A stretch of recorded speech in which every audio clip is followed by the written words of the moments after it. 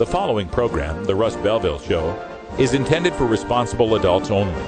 We advocate to the repeal of marijuana prohibition for adults. We discuss the science, culture, and controversy about America's marijuana laws. We do not advocate any illegal activity and encourage all listeners to learn their state and federal marijuana laws. Opinions and claims made by guests and advertisers on The Russ Belville Show are their own, and The Russ Belville Show cannot be held legally responsible for their validity or reliability. Viewer discretion is advised. You take a seed, you plant it, you grow it, you dry it, you roll it, you smoke it. You take a seed, you plant it, you grow it, you dry it, you roll it, you smoke it, and it goes down smooth. Hey! Spanning the continent to bring you the truth about cannabis and marijuana law reform. I smoke pot and I like it a lot. From the promise of legalization. And I think that we need to rethink and decriminalize our marijuana. To the agony of prohibition. One major responsibility is to encourage people to use less drugs. The Russ Belville Show, the voice of the marijuana nation. Yeah, I hear you had a question for me. Now, here's your host, Radical Russ Belville. Good day, tokers and tokettes, and welcome to the show. It is Monday, August 5th, 2013, and it's got to be 420 somewhere in the world. Never enough time in the day, especially on a Monday when there's all sorts of important breaking news. I've had to write up a couple of articles on this already. Some amazing stories coming out today. Most prominently, revelations that were reported by Reuters news agency about the complicity of the Drug Enforcement Administration Special Operations Division working with NSA, Homeland Security, FBI, CIA, IRS, a bunch of alphabet soup agencies to take terrorism spying data, all of that stuff Edward Snowden's been talking about, been leaking out about how the NSA is spying on American citizens, taking that information, giving it to local cops to bust you for drugs, and then, kind of like Men in Black, magically erasing any memory or knowledge that they were there to give the initial tips. We'll talk about that, and the whole internet is all talking about this in drug law reform. Hopefully Thursday we'll have some people from LEAP on the show as well that can give some better insight on this breaking story. Also, another breaking news story, Gallup organization has released yet another poll about Americans' consumption of marijuana that gives lie to the idea that legalizing or liberalizing marijuana laws is going to lead more young people to try marijuana. In fact, the opposite has happened. Fewer young people are trying marijuana. More older people are trying marijuana. We'll give you all the numbers in the crosstabs here when we go behind the headlines. Also behind the headlines, another body cavity search caught on dash cam from Texas State Troopers. This one, a bikini body cavity search.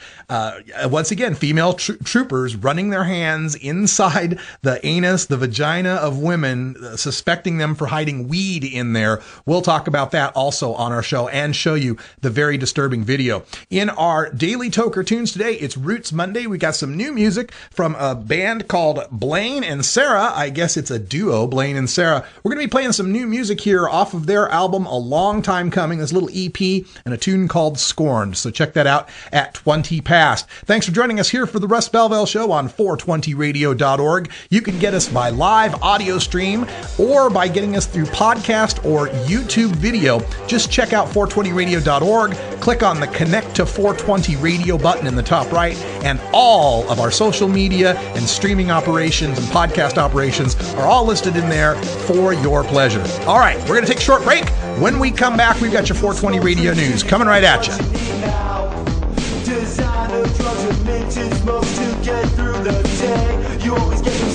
We'll be right back after these messages from our 420 friendly sponsors.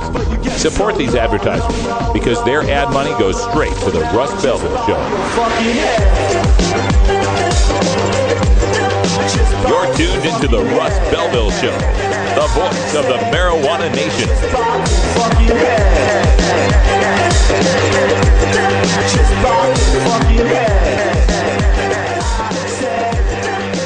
The law offices of Omar Figueroa would like to remind you to stand up for your rights. Please do not give up your precious liberties. There's nothing wrong with standing up for our constitutional rights, and in fact, it's the only way to honor the Constitution that recognizes our natural rights.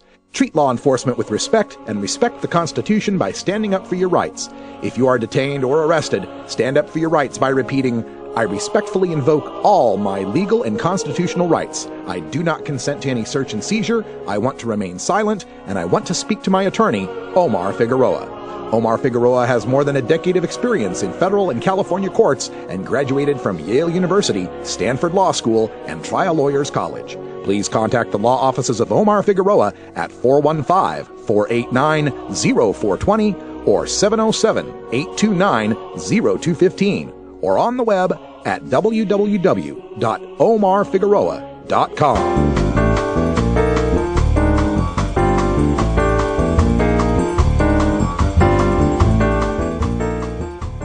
Time for your 420 radio news for Monday, August 5th, 2013. I'm Russ Belville. In the United States, 38% have tried marijuana, little change since the 1980s. This from Gallup.com. Even as American support for legalizing marijuana has doubled and more than 20 states have loosened marijuana restrictions in various ways, Gallup finds relatively little increase throughout the past 3 decades in the percentage of U.S. adults who say they have tried marijuana. 38% of Americans admit to having tried marijuana compared with 34% in 1999 and 33% in 1985. Gallup's trends by age reveals that widespread experimentation with marijuana first occurred among adults aged 18 to 29 between 1969 and 1973, rising from 8% to 35%. It then continued to mount, reaching 56% by 1977, and remained at that level in 1985. Since then, however, marijuana use among young adults has progressively declined. At the same time as the bulge of young adults who tried marijuana in the 1970s ages and replaces older Americans who never tried it, the rate of all Americans who have ever tried the drug has increased slightly. In particular, adults between the ages of 30 and 64 are the most likely age group to say they have tried marijuana, while young adults aged 18 to 29 are the most likely to indicate they currently smoke it.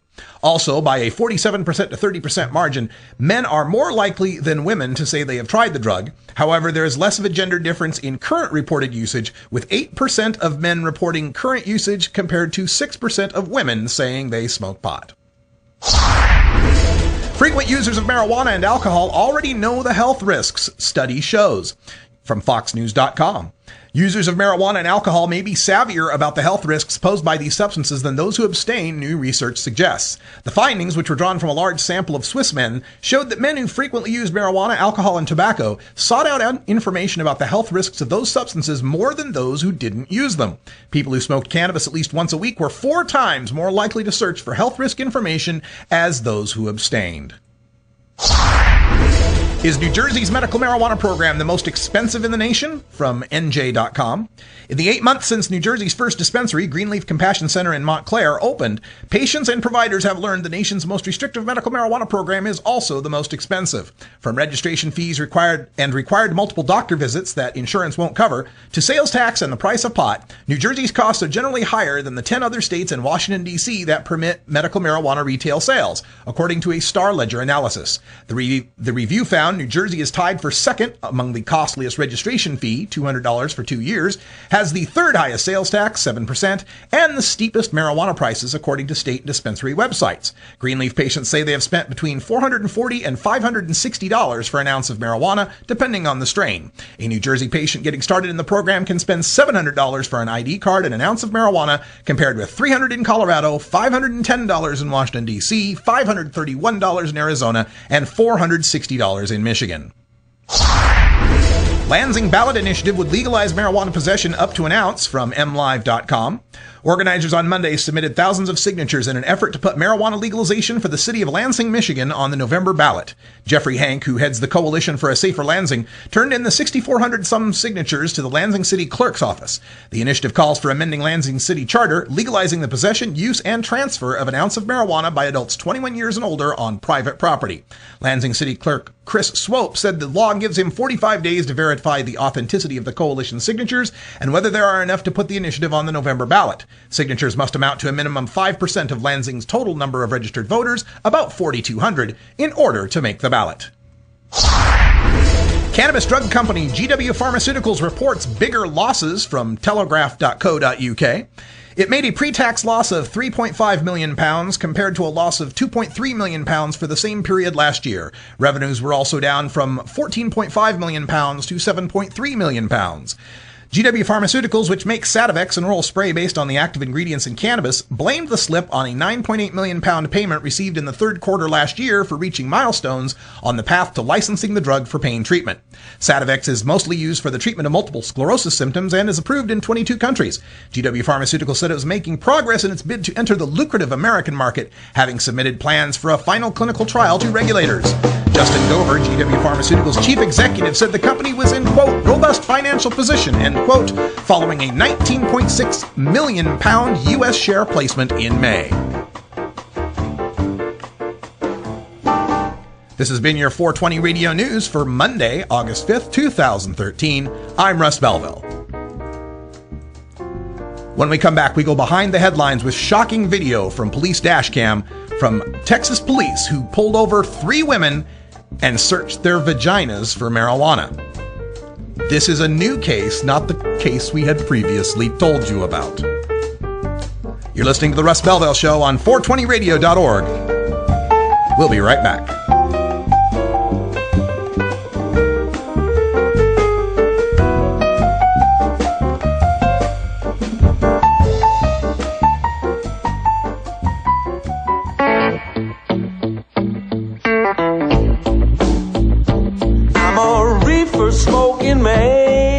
Wood Pipe Smoke Shop and Speakeasy is your source for cannabis community gear in southern Wisconsin. Owners Brian and Tammy Wood are located in Kendall, just outside of Madison, and they've got everything for the smoking enthusiast, including a full assortment of pipes, water pipes, hookahs, bubblers, one-hitters, and so much more. They're open noon to 8 p.m. Monday through Saturday and can help you with your detoxification therapies as well. Call 608-466-7473 or email woodpipes@yahoo.com for more information. That's 608-466-7473 or email woodpipes@yahoo.com. And as always, go pack go.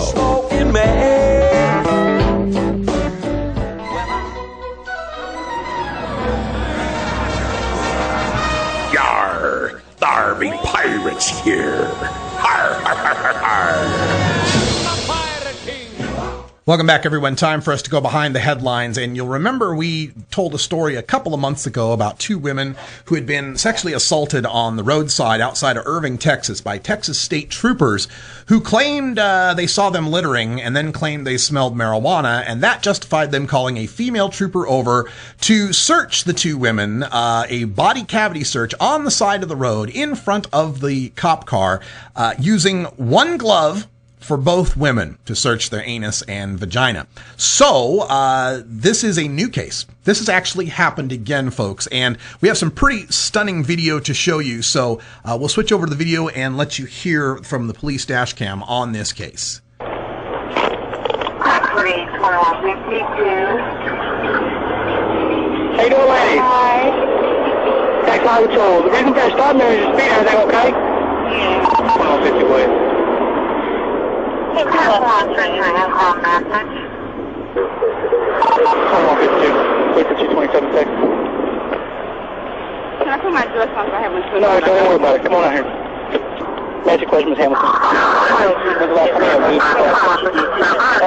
don't waste my time. When I was going down to the beach. Okay. When I search the vehicle, am I going to find anything? No. When you're searched by a female officer, is she going to find anything? No. You have anything in your bra or your underwear? No. Okay, what about your purse? No. Anything in the car? Some cigars. Cigars with marijuana in them? Or No, just cigars. Okay, you haven't freaked them yet or anything like that? No. Okay. All right, give me 1 minute. All right, so far the only thing I found is a piece of the blunt that's up under the passenger seat. Is that one right there? I'm not doing a case report for that unless you find something on you. Is there anything in your hat, your underwear, your bra? You're going to search you. I ain't going to do that. Because I'm not getting up close and personal with the women area. Alright? So hang tight. You're going to get some gloves on. Yeah, my face is burning my eyes. I mean, it's burning in my eyes. That is? Is that you right now? Alright, hang tight. She's going to come back. You don't have anything at all. Don't go anywhere. Not much, man. I was going to the house to check on Mama, and I saw this young lady hauling butt. You're going to go up my I got a message on the NDT talking about people hauling butt up and down the road here. Oh, my. You're going to stick your fingers in my stuff? Dude, what about it? Yeah, she was apparently behind them, and they're all just on their way back to Houston, and that's why they did the U-turn, came back and see what was going on. Like that, I stuck my head in the window of the book car. Was this faint or was it pretty strong? Oh my God. This is pretty faint. Huh? Was it strong or faint? It's pretty strong, man. I found the blunt about that big in there. So. Got the passenger had the zipper open. So I don't know if she stuffed something in her crotch or if this one did, but you can still smell it. It's not more than just at the beach with the windows down, enjoying it. So when I pulled her over, she rolled that window down. All of them. She had all of them before I turned around. Yeah. Oh my God. She got pretty good. Nothing on her? Good. Yes, her. She's the one that had the zipper open, so we'll see. You know how bad I miss you? Hey, you know, come on out. Come on. We'll take your feet up this way. Please, 2152. How you doing, ladies? Hi. Tax line patrol. The reason for your stop there is your speed. Everything okay? Yeah. 2150, please. Hey, call message. 2152. Wait for 227 seconds. Can I put my dress on so I haven't stood No, don't even worry about it. Come on out here. Magic question, Miss Hamilton. When's the last time you had a weed? Don't waste my time. When I was going down to the beach. Okay. When I searched the vehicle, am I going to find anything? No. When you're searched by a female officer, is she going to find anything? No. You have anything in your bra or your underwear? No. Okay, what about your purse? No. This is what the war on drugs has come to, where trying to find a small baggie of marijuana, it's not like a woman could store a whole bunch up there. This is what it's come to. And for those of you who missed the other video, this is the previous video from the Irving, Texas stop. My name's Trooper 4 for the highway patrol. The reason for the contact is I watched both of you throw cigarettes out on two separate occasions. I watched a cigarette go out the passenger side, and then a couple miles down the road, you threw a cigarette out. Is there a reason you guys are throwing cigarettes out on the road? No. Okay. I don't remember doing it. To be honest with you, I don't. Were you both smoking in the car? Alright. What's going to happen is you're both going to receive a citation for throwing trash out on the highway. Okay. People got to pick that trash up, and it's really unsafe to have to do that on the highway. I understand.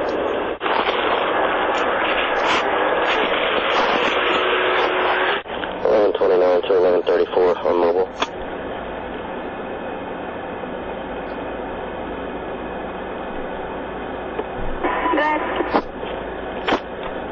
Hey, if you're 10-8, I might use your help to search a couple females. Hey, well, where you at? Alright, Angel, you help out with me?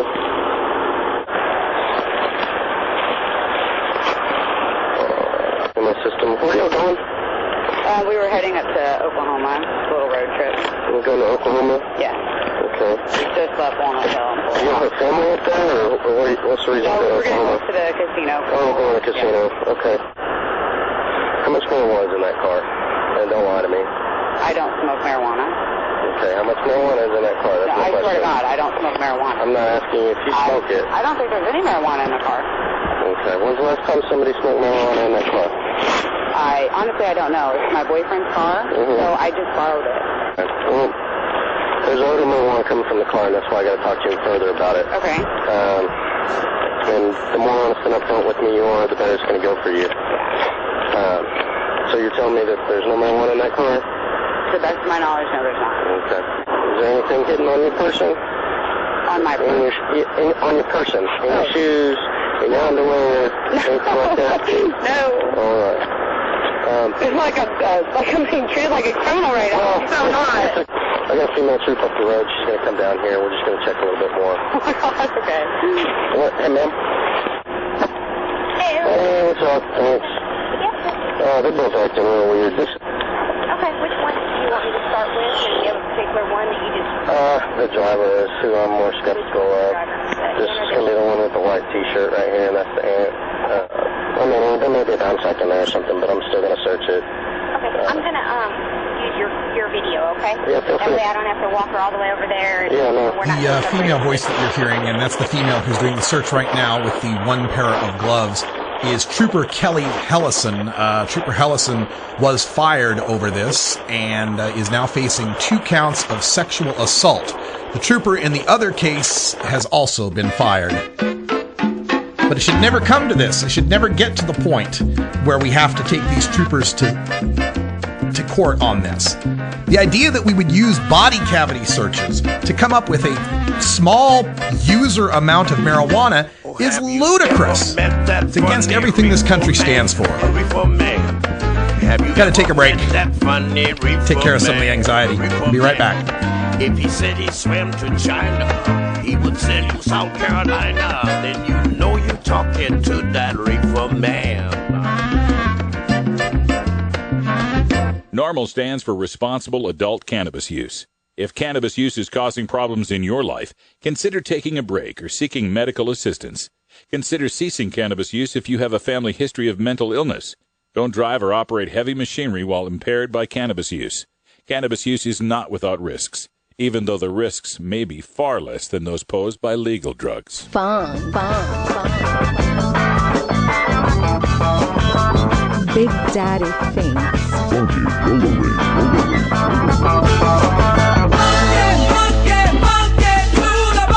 Ooh, yeah.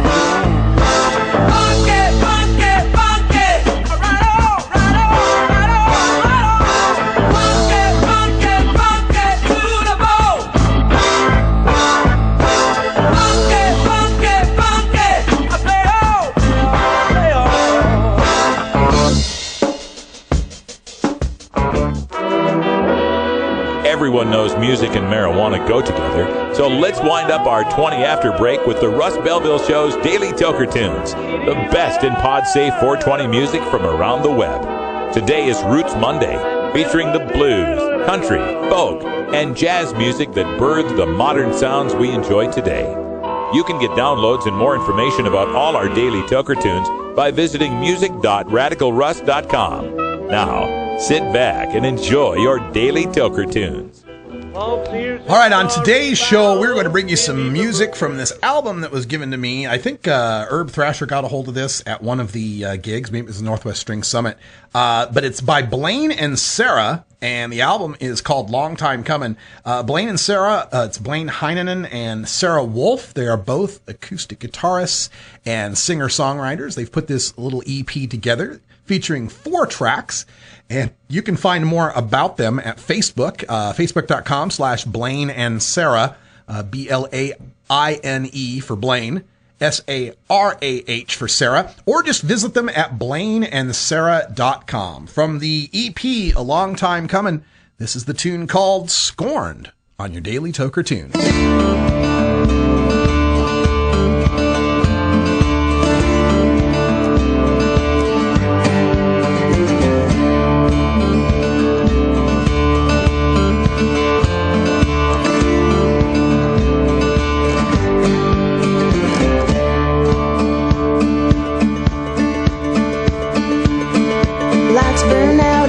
Rush in,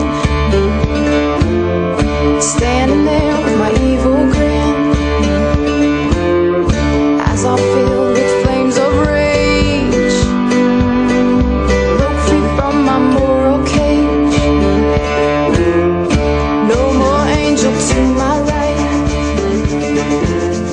ain't no use, it's a losing fight. My heart's been torn out piece by piece. I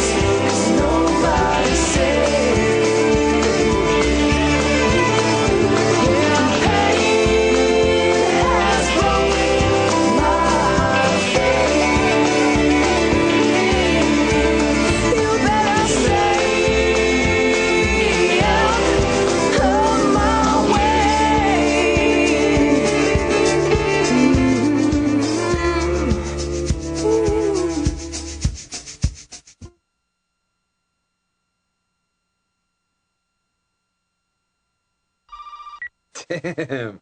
Hey. How did she get home? Man, I was so high, I didn't...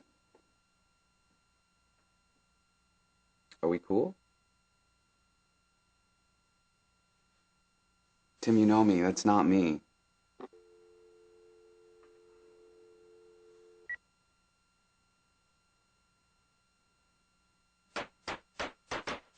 Are you or is someone you know a marijuana smoker? Have you or is someone in your family been arrested for a marijuana violation?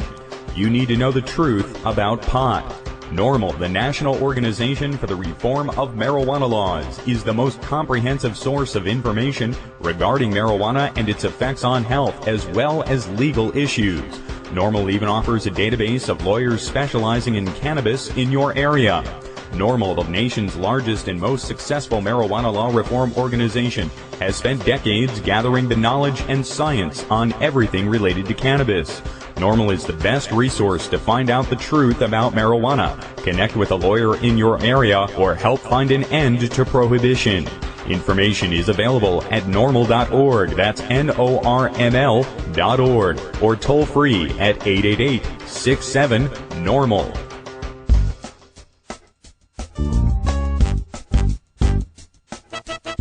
It's time for the Russ Belville Show's Cannabis Q&A with Dr. Mitch Earlywine.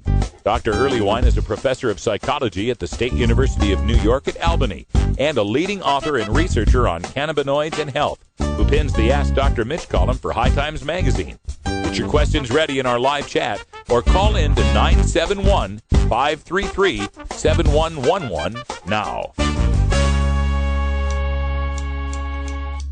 Welcome back, everybody. Half past on a Monday, and you know that's time for our Cannabis Science, brought to you by Wood Pipes, Smoke Shop, and Speakeasy. And Dr. Mitch is on the line. Welcome back to the show, Dr. Mitch. Pleasure to be on. Oh, so glad to have you here today. And I want to remind folks in our chat room, get your live questions ready.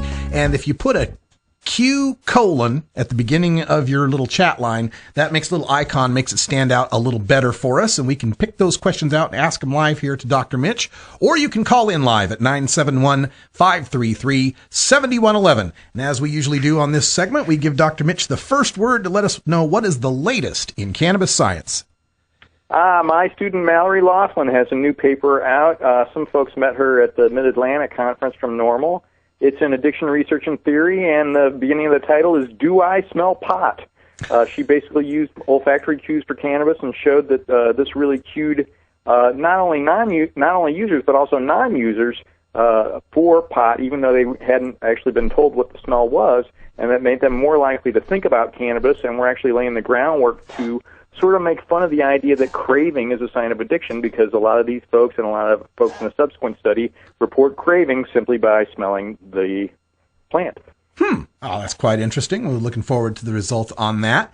There's been a couple of other studies going around that I wanted to get your reaction to. We reported on one last week that claimed that Australian marijuana has the highest levels of THC in the world, which I beg to differ. I live in the Pacific Northwest. But when they do these measurements and they say one country or one place has the highest THC, I mean, how accurate is that? Does it really mean anything? Well, in fact, the THC analyses are getting pretty accurate, so they're usually within 3%. But we're getting to the point now where it's actually beyond the absurd. So there was a strain found in the UK that was 22% cannabis. We're hearing 25% now. I'm sorry, THC, and it's just above and beyond what you really need. How high is high, and how little do you need to smoke? Now that we have dabs and oils and all these other things too, it really is sort of missing the point that THC is not the lone cannabinoid, and we really, I hope, are going to move towards taking advantage of cannabidiol and some of these other nice terpenoids and cannabinoids that may have other effects. So let's hope that the growers can start paying attention to that. Yeah, let's hope. All right. Another story, we just brought this in the news today. The latest Gallup poll showing that really since about 1985, there hasn't been much of an uptick in people trying marijuana, despite the fact that we've got medical in 20 states and legalization in 2 now. And I was just wondering what you think about that result. Oh, it's intriguing because what we're discovering, in fact, is that folks who don't try cannabis, when you ask them why, it's not because it's illegal, it's because they're really not interested. And we've seen this in really large sample studies year after year, even with adolescents. So clearly prohibition is not the issue, it's general interest more broadly, and kind of, underlies the fact that really prohibition is not having any kind of effect that's positive. In the crosstabs for this poll, they showed that older folks, people between 30 and 64, have increased the number of how many of them have tried marijuana has increased over the years, while the people aged 18 to 29, that number has decreased. I'm wondering, with respect to the older folks, how much of that is just they tried it when they were young in the late 70s and 80s, and so that bubble kind of follows through demographically, but how much also is older folks trying it for the first time now as they get more information about how good it is for the various conditions of aging? In fact, we are seeing some age-related increases, and particularly in that older cohort, the fact that it only goes up to 64 may actually underestimate the number of medical users in the older folks right now. And we are getting interesting data on folks who are 60-plus who have really never even used cannabis back in the 70s, or maybe only a handful of times. Suddenly they're coming up with symptoms that they realize might be treatable, including some that were obvious to them even back then, like too much drooling or not enough appetite or things like that. And so we are seeing medical use in that older cohort account for some of that variance in that increase. Well, it's something Ethan Nadelman brings up in his talks that once marijuana becomes legalized, you won't see a huge increase among young people because most of the young people that want to smoke pot already are and can get it. But among older people who discover it's so good for the diseases of aging, and once they have legal access to it, would want to try that out. Have we seen that in medical marijuana states? Has the age of an average medical marijuana user in, say, California or Montana, is it greater than the age of an average recreational smoker? As it turns out, it is, but only slightly. So, and I think that's partly the problem is that they're reporting not the median, but actually the mean. Mm-hmm. So we may have some folks who are way out there in their 60s and 70s who are pulling the mean up into its 40s, when in fact not a lot of folks in their 40s are actually the ones who are doing it. It's that there's a cohort of younger, a cohort of older, and it ends up averaging out. All right, let's look at the other end of the demographics. One of Kevin Sabet and Project Sam's favorite lines out there is that 1 out of 6 teenagers that tries marijuana will become addicted to it. I did some number crunching. I found there's something around the order of 4 million teenagers in America, and I figured year after year after year, if 1 out of 6 of them were becoming addicted, wouldn't we have a whole lot more adult addicts by now? How can you help me debunk this? 'Cause I hope I'm on the right track with that. Well, the oddball thing is, I think there was a grain of truth in a single study that suggested that the general base rate of problems in regular cannabis users is about 1 in 10, but for adolescents, it's a little bit higher, like 1 in 8.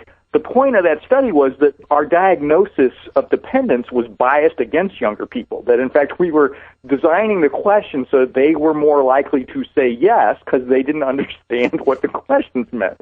The fact that Kevin kind of took this and turned it on its ear and said, okay, rates are higher in teens is a little suspicious in the first place, but I honestly don't know where he got that 1 in 6 number. And of course, 10 years after that, they're no longer teenagers.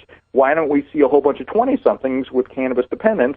Well, what a surprise we don't. Yeah, and in fact, when we look decade by decade, the use of marijuana seems to just about halve every decade. You get from the 18 to 29, and then you take that rate from the 30 to 49 is about half as many people, and then 40 to 49 is about half as many people. So much for the super potent addictive skunkweed, huh?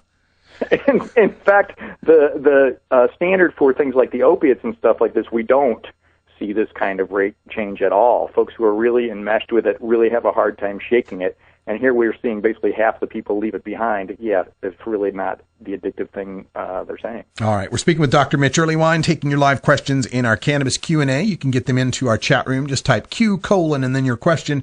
We'll ask it live here on the air. Or if you're shy and you want to ask your question privately, go to our 420radio.org contact page, and you'll find a drop-down box for Ask Dr. Mitch. Or you can just send the email directly to 420research@gmail.com. There was another story that I came to on today's news, which was a study of Swiss men. And this is interesting because in Switzerland, they have universal conscription. There's like a draft for everybody. Every able-bodied man has to serve. And this gives you kind of a nice cross sample of the population. And they found that the frequent users of marijuana, people who smoked cannabis at least once a week, were 4 times more likely to search for health risk information as people who didn't smoke marijuana. What does this mean as far as anti-drug efforts and propaganda goes? I don't want to make too much of these data because these poor Swedish conscripts, they fill out every single questionnaire and every single demographic measure in the universe. So some of these may literally just be type 1 errors, things that we're getting by chance. And I feel like until this replicates, we don't want to go too crazy on it. Nevertheless, what it says is we really need to focus on problems and not use.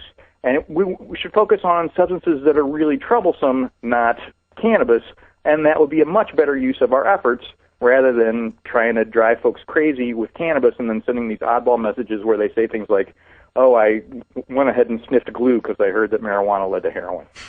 Okay. We have a question from our chat room from Dreamweaver who'd like to know, what is your estimate of the number of the number of patents on cannabis? Oh, and in fact, I think Dreamweaver may know this answer better than I do. But the bottom line here is that the United States government has been holding patents related to the cannabinoids, and they're so numerous I would be reluctant to guess for fear of underestimating in a comical way. But the point is that there's this surreptitious move to slowly but surely get possession of all the cannabinoids in some kind of oddball pharmaceutical proxy, if you will, and that's not as well known as it ought to be. So we need to spread the word on that, and I appreciate Dreamweaver's efforts along those lines. We've been reporting a lot on the international scene, and the big news last week was the country of Uruguay moving forward with passing marijuana legalization in their lower house. And I'm just wondering if you've heard much from the international. You work with a lot of researchers from all over the country and all over the world, and I'm just wondering how this is reverberating amongst the scientific community. I have to confess that the big thing was that my book, Understanding Marijuana, got translated into Spanish. So I was pretty delighted about that part. And in fact, a couple of researchers in Sao Paulo have mentioned that they're really eager, and that's in Portugal, not in Uruguay, but that they're really eager to get some relaxation of their laws and chance, essentially to give them a chance to do more laboratory work. I'm certainly envying my colleagues in Colorado and Washington for some of that very same reason. We had a story that we covered last week on our news. It's a topic we've brought up before, but I'm starting to see it in the mainstream press. This was from the Detroit Free Press, and it was a story on cannabinoid hyperemesis syndrome, and talking to some doctors at Henry Ford Health Center in Brownstown near Detroit. And they go on to talk about what we've said before, that this is a syndrome where too much marijuana causes people to vomit, gets cramps, and have an urge for a hot shower. I'm wondering if there's been any new study on this and what you think about it now, kind of breaking the consciousness here in the mainstream. There was a review of all the individual case studies. So there were a number of papers where there'd be one person who had it or even 3 people who had it, and they put them all together, and they got about a dozen people who've had this. What a surprise. I mean, we all have idiographic reactions to different substances. What I want to bring up is the limitless number of folks who use cannabis to treat nausea. So clearly, I mean, the idea that all cannabis causes this in all people is absolutely absurd. The shower thing is for relief of the nausea, not that there's some oddball psychotic delusion about how cannabis suddenly makes you want to take a shower. I'm so filthy! Yes. And so I want to emphasize that that's been kind of misrepresented in the media. And then, by all means, hey, alcohol makes people throw up too. There are lots and lots of drugs that make some people nauseated and others not. This is really no reason to throw anyone in jail. Agreed. All right, we have time for one more here, and this goes back to last week as well. I had reported on a story that was covered in Science Daily. Headline of it was, "Marijuana use in adolescence may cause permanent brain abnormalities, mouse study suggests." And apparently they were studying mice, and it appears they were having problems with the cortical oscillations in the mice. Can you shed any light on this whatsoever? I mean, the bottom line on this was, in fact, when you completely heavily dose a rodent at a certain developmental stage, with a ton of THC and THC alone, you do get some brainwave abnormalities down the line that, in the lifetime of a mouse looks pretty serious, like going from adolescence to adulthood. What do we have in humans that's even comparable? I have to confess, we wouldn't often generalize from mice to humans on anything along these lines. And I also want to point out that there were no structural changes. We're not seeing the kinds of brain changes we even see with heavy dose binge drinking studies with mice that are comparable. But we've said time and again, hey, cannabis is not for kids. And by all means, I certainly stand by that. We don't need to beat this to death. All right. Well, that's a interesting study, and I always wonder how much they can learn about a person from a mouse's brain, but apparently something. Dr. Mitch joins us every Monday here for Cannabis Q&A. We hope you'll join us next week as well. And Dr. Mitch, thanks for joining us on the show. Oh, thank you. When we come back, we have time for a radical rant. We're taking a look at the Special Operations Division of the Drug Enforcement Administration, how they're using terrorism spying to go after you. Be right back.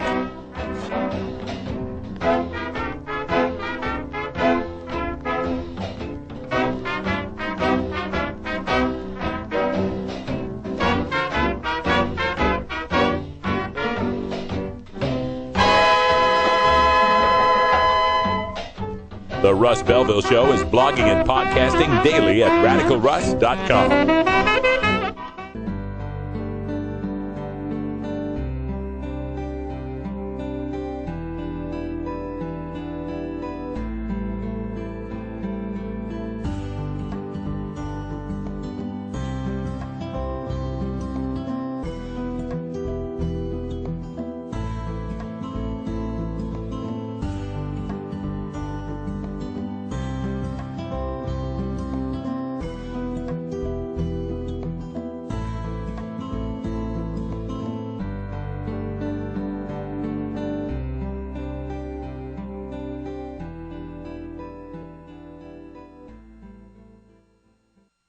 The Russ Belville Show reminds you to never smoke and drive impaired.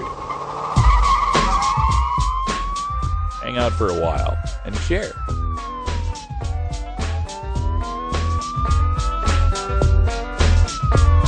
Cause the day was hard and your work was long and you need a break from all that's wrong. You better look at the clock cause it's 4:19. Time to reach in that pocket for your bag of green and smoke that weed. You want answers? I'm as mad as hell, and I'm not going to take this anymore. You want answers? You have offended my family. I think I'm entitled. You want answers? I want the truth.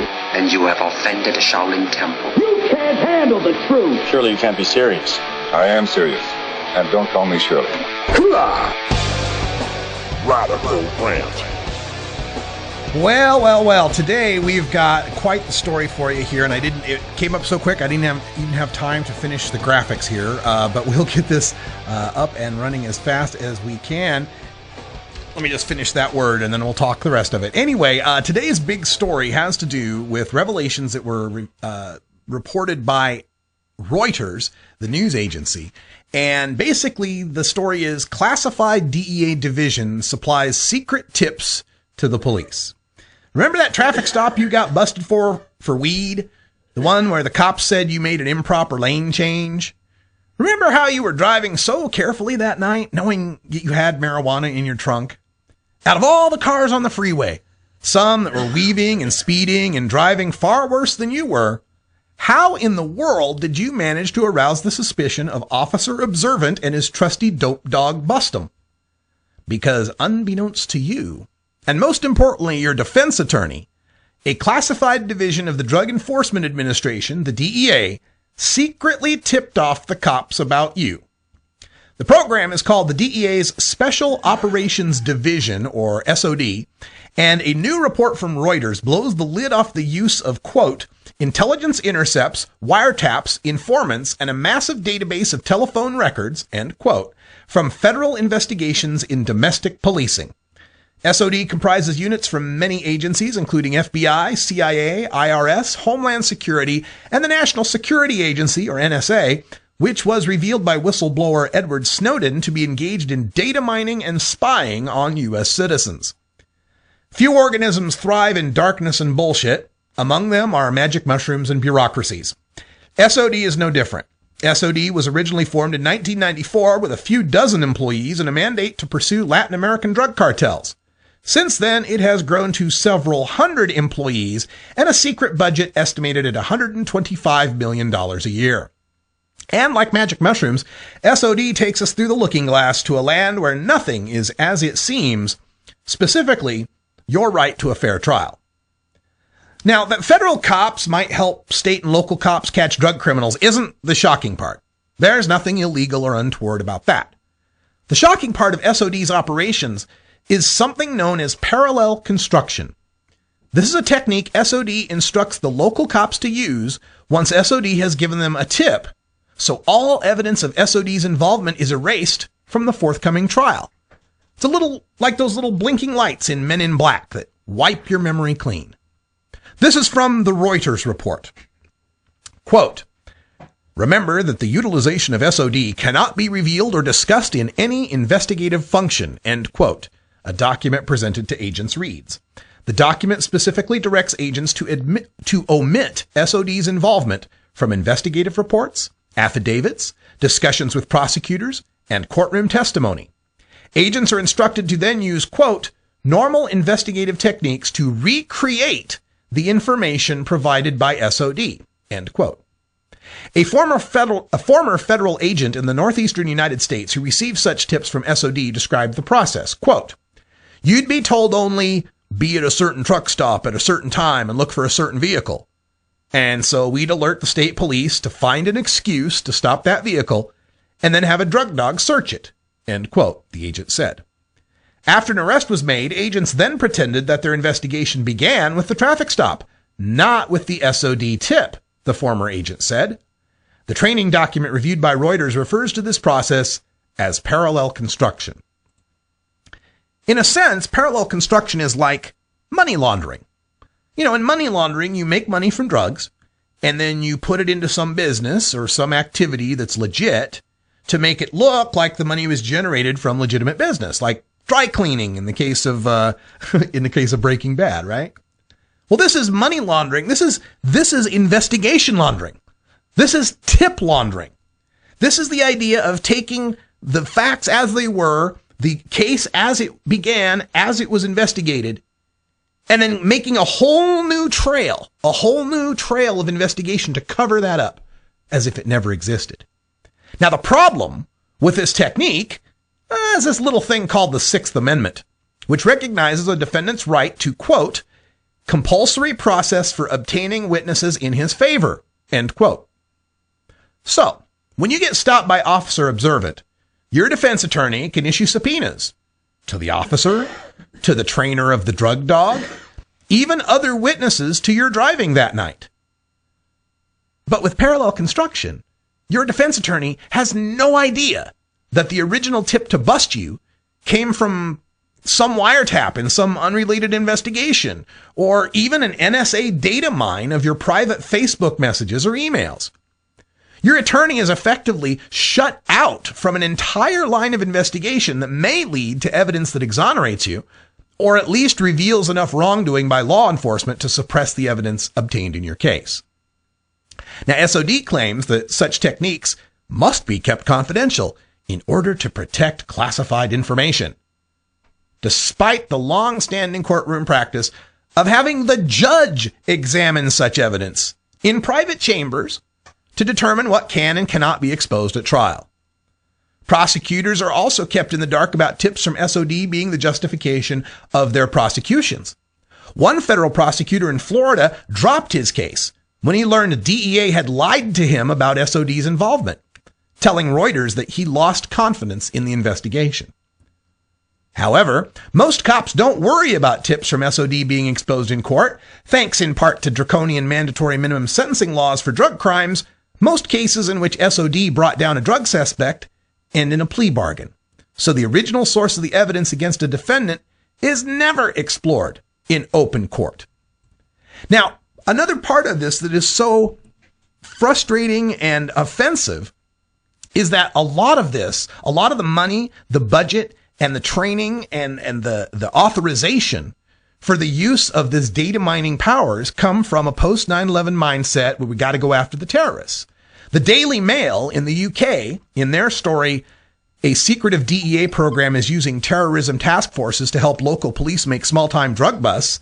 They note that joint terrorism task forces have been involved in helping out with these sort of activities. From their report, quote, a secret U.S. DEA unit that parcels out sophisticated intelligence to other law enforcement agencies is also using task forces set up to prevent terrorism in order to help police departments build minor local drug cases. The Joint Terrorism Task Forces are law enforcement coalitions administered by the FBI that generally include representatives from up to 40 different federal agencies, plus state and local police departments based near each task force's centers of operation.